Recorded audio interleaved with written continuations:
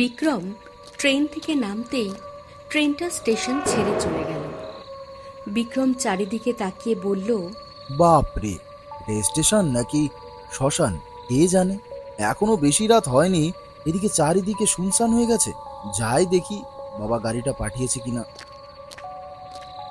Vikram station থেকে বেরিয়ে দেখল চারিদিক খাঁ খাঁ করছে, তার উপরে ঈশান কোণে মেঘ জমেছে। ওরে বাবা, আকাশে কত মেঘ জমেছে দেখো। এদিকে বাবার গাড়োয়ানও তো গাড়ি নিয়ে এসে পৌঁছালো না, নিশ্চয়ই কোথাও বসে তামাক টানছে। এদিকে আমি যে কি করি। ঠিক তখনই আকাশে বিদ্যুৎ চমকে উঠল। বিক্রম বলল, না না, এখানে দাঁড়িয়ে দাঁড়িয়ে বৃষ্টিতে ভিজে শরীর খারাপ হওয়ার থেকে এগিয়ে যাওয়া অনেক ভালো। দেখি হয়তো পথেই গাড়ির দেখা মিলে যাবে। বিক্রম অন্ধকার রাস্তার মধ্যে দিয়ে ধীরে ধীরে এগোতে থাকলো। পথের দুই ধারে কেবল ঝোপঝাড় আর ঘন গাছপালা। বিক্রম ভয়ে ভয়ে বলল, হে ভগবান, আশেপাশে জঙ্গল দেখছি, এক আধটা জন্তু জানোয়ার বেরিয়ে এলে তো আশ্চর্য হব না। তাছাড়া বিক্রমের কথা যেন মুখেই আটকে গেল। সে চমকে দেখল অন্ধকারের মধ্য দিয়ে জোড়া জ্বলন্ত চোখ যেন তার দিকেই এগিয়ে আসছে। বিক্রম প্রমাদ গুনল। সে এক পা করে পেছোতে শুরু করল। বাঘটা নিঃশব্দে তার দিকে এগিয়ে আসছে।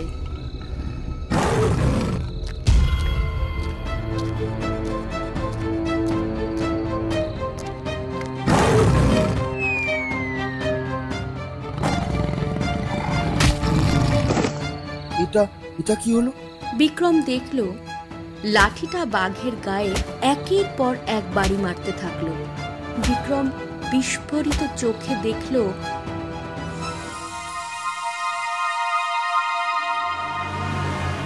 এটা কি দেখছি আমি? আমার কি মাথা খারাপ হয়ে গেল নাকি? এটা কোনো জাদু? কিরে, মার খেয়েছিস? নে, এবার পালা পালা বলছি। তুমি তুমি তুমি কে? মানুষ তো নও, সে আমি জানি। তাই জানো বুঝি? বেশ, চলো, তোমাকে আমি বাড়ি পর্যন্ত ছেড়ে দিয়ে আসছি। না না, আমি পারবো। হ্যাঁ, আমি জানি তুমি পারবে। তবুও অন্ধকার পথ, তার উপর দুর্যোগের দিন, তাই বলছি চলো।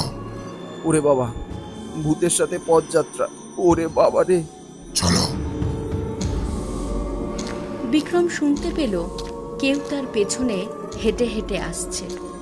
বিক্রম তখনই পড়িমড়ি করে বাড়ি পৌঁছতে পারলে বাঁচে। তাড়াতাড়ি হাঁটতে হাঁটতে সে হঠাৎ শুনতে পেল পেছন থেকে আর পায়ের শব্দ শোনা যাচ্ছে না, কেবল লাঠির ঠক ঠক শব্দ হচ্ছে।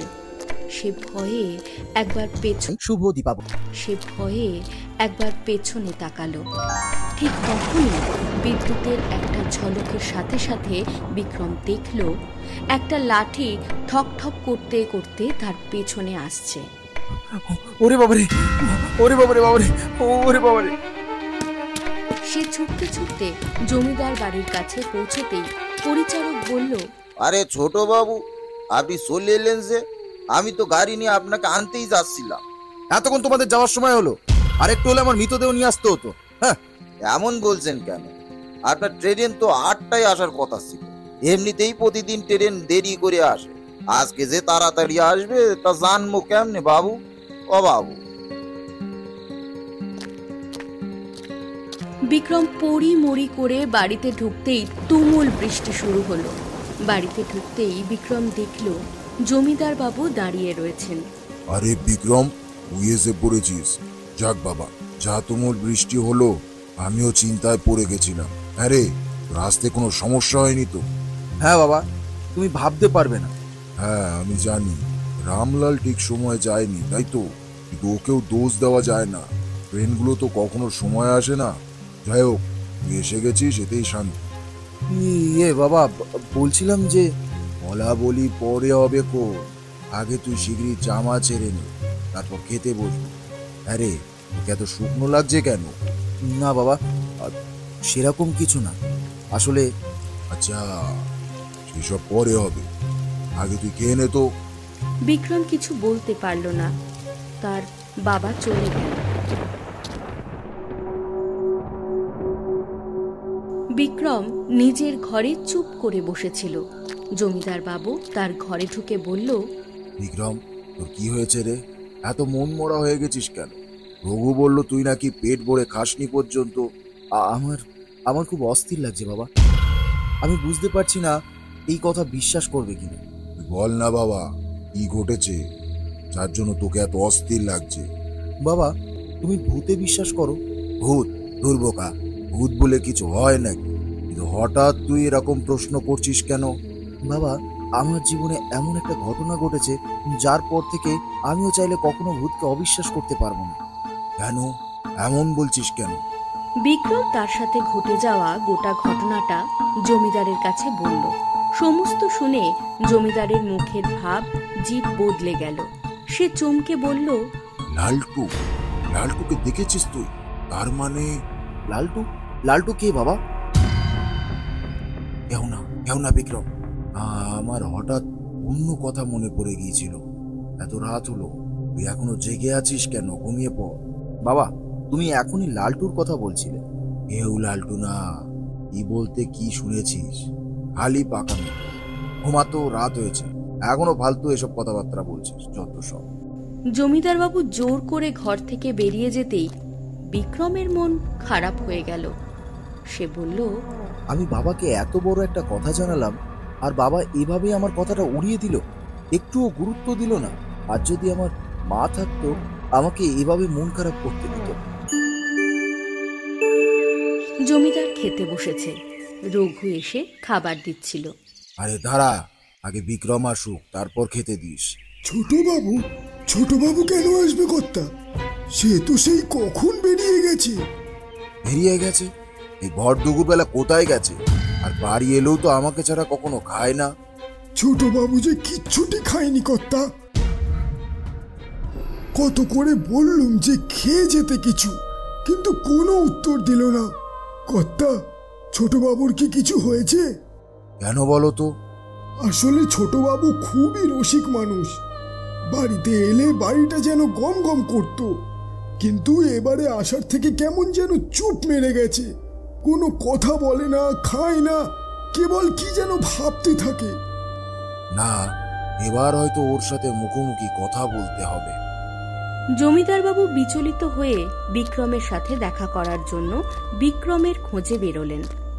বিক্রম তখন জমিদার বাড়ির বাগানে একা একা উদাস হয়ে বসেছিল। জমিদার বাবু তাকে দেখেই যেন মন খারাপ হয়ে গেল। তিনি তার কাছে গিয়ে বললেন, বিক্রম, এখানে এইভাবে একা বসে আছিস কেন বাবা? কি হয়েছে? কিচ্ছু হয়নি বাবা। রঘু বলল তুই কিছু খাসনি, কথাবার্তাও তেমন বলছিস না। কি হয়েছে তোর? কি বললো বাবা?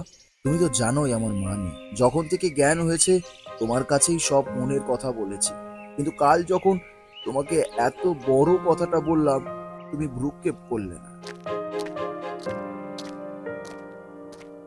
ভ্রুক্ষেপ করিনি নয় বিক্রম, শুধু এড়িয়ে যেতে চেয়েছি। এমন একটা বিষয় রয়েছে যেটা তোর জন্য না জানাই ভালো। তার মানে কেন বাবা? কি এমন বিষয় যেটা তুমি আমার থেকে লুকাতে চাইছো? আর ওই যে লালটুর নাম নিয়েও তুমি থেমে গেলে। কে লালটু? লালটু আমাদের জীবনের এমন একটা অধ্যায় যেটাকে আমি চিরকাল তোর থেকে সরিয়ে রেখেছি। কিন্তু কেন বাবা? কে এই লালটু? আমি জানতে চাই বাবা, আমায় বলো। বেশ, তবে তোকে সব খুলে বলছি, কিন্তু একটা কথাই বলবো, এসব কথা শোনার জন্য নিজের মনকে অনেক শক্ত করতে হয়। আজ থেকে প্রায় 20 বছর আগের ঘটনা। সেই সময়ে আমার সব থেকে প্রিয় লেঠেল ছিল লালটু। যেমন ছিল তার বলিষ্ঠ শরীর, তেমনই ছিল তার সাহস। লাঠি হাতে সে দাঁড়ালে বাঁকে গরুতে এক ঘাটে জল খেত। পরোপকারী স্বভাবের জন্য গ্রামের লোকেও তাকে খুব ভালোবাসত। সেবার 3-4 দিন ধরে লালটু কাছারিটা আসছে না। দেখে বেশ অবাক হয়ে পরিচারককে বললাম, হ্যাঁ রে, আজকে 3-4 দিন হলো লালটু আসছে না কেন বলতো? সে তো কখনো কামাই করে না। বাবা, আপনি জানেন না কর্তা, লালটুর বউ তো 2 দিন হলো মারা গেছে। হঠাৎ করেই অসুস্থ হয়ে পড়েছিল। তোরা না বললে জানবো কি করে? সত্যি তোদের কিছু বলার নেই? যা, শীঘ্রই পালকি বের করে নিয়ে আয়। তুমি লালটুর বাড়ি যাও। লালটু মাথায় হাত দিয়ে বসেছিল। তার পাশে একরত্তি ছেলেটা শুয়ে। জমিদার বাবু ঘরে ঢুকে বললেন, লালটু! আরে জমিদার বাবু, আপনি আপনি এখানে? বসুন না, বসুন। কোথায় যে আপনাকে বসতে দিই। ব্যস্ত হোস না লালটু। বলি, তোর এত বড় বিপদ ঘটে গেল, আর একটিবার আমাকে জানালি না? নেহাত আমি জিজ্ঞাসা করাতে জানতে পারলাম। সবকিছু এত তাড়াতাড়ি হয়ে গেল যে কিছু বলার সুযোগ পাইনি কর্তা। যে যাওয়ার সে তো চলে গেল, আর আর আমাকে যেন অকুল সাগরে ফেলে গেছে কর্তা। নিজেকে সামলা লালটু। তোর উপরে বাচ্চা ছেলেটার দায়িত্ব রয়েছে। তোকে পরিশ্রম করে খেটে ওকে মানুষ করতে হবে। ওকে নিয়েই তো আমার ভাবনা জমিদার বাবু। ওকে একা রেখে আমি কি করে কাজে যাব বলুন তো? আমি তো কিছুই ভেবে উঠতে পারছি না। এর জন্য এত চিন্তা কিসের লালটু? আমার ছেলে ভুবনও তো রয়েছে, তোর ছেলের বয়সী। ওদের গিন্নিমা মারা যাওয়ার পর থেকে আমিও তোকে বড় করছি। আজ থেকে তোর ছেলে আমার ছেলের সাথে আমার বাড়িতেই মানুষ হবে। এই আপনি কি বলছেন কর্তা? ঠিক বলেছি। সারাদিনও ওখানেই থাকবে, রাতে বাড়ি ফেরার সময় ওকে নিয়ে ফিরবি। হয়ে গেল। কর্তা, কর্তা, আপনি মানুষ নন কর্তা, আপনি স্বয়ং ভগবান। আপনি যে আমাকে কত বড় সমস্যার হাত থেকে বাঁচালেন তা আপনি নিজেও জানেন না কর্তা। আরে হয়েছে হয়েছে, এবার চল, মেলা কাজ পড়ে রয়েছে। সেদিন থেকে লালটুর ছেলে আর আমার ছেলে একসাথে বড় হতে থাকলো। তারা দুজন যেন হয়ে উঠল হরিহর আত্মা। এদিকে লালটুও যেন নিশ্চিন্ত হয়ে গেছিল। তারপর এলো সেই বিভীষিকাময় রাত। সেবার খাজনা আদায় করে আমরা সকলে মিলে পাশের গ্রামের রক্ষাকালী মাতার মন্দিরে পুজো দিয়ে ফিরছিলাম। পালকির মধ্যে জমিদার, তার ছেলে ও লালটুর ছেলে বসেছিল। এই তোরা তাড়াতাড়ি পা চালিয়ে চল তো দেখি, এদিকটা কিন্তু বিশেষ ভালো নয়। বাবা, আমরা কখন বাড়ি পৌঁছবো? এই তো কিছুক্ষণের মধ্যেই পৌঁছে যাব বাবা। চারিদিকে কত অন্ধকার, আমার কিন্তু খুব ভয় করছে। ভয়ের কিছু নেই বাছা, তোমার বাবা তো আছে। ঠিক তখনই একদল ডাকাত ছুটে এলো। তারা পালকিকে ঘিরে ফেলে বলল, খবরদার, কেউ আর এক পা এগোইছিস তো, সঙ্গে যা আছে শীঘ্রই বের করে দে। এই খুব সাবধান বলে রাখলাম, এক পাও এগোবি না, নইলেই লাঠি দিয়েই শেষ করে দেব। তোর এত সাহস, তুই আমাদের চোখ রাঙাস? এই নে। এই বলেই ডাকাত এক ঘায়ে লালটুকে আহত করল। সর্বনাশ, ডাকাত আক্রমণ করেছে।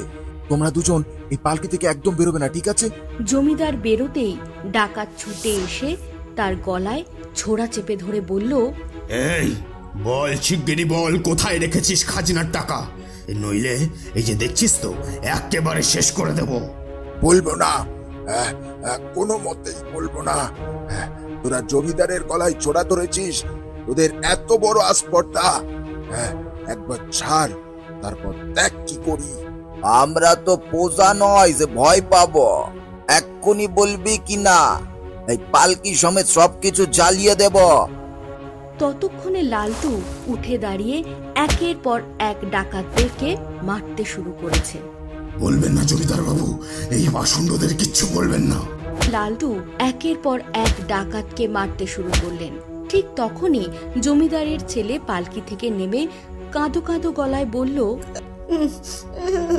বাবা, বাবা।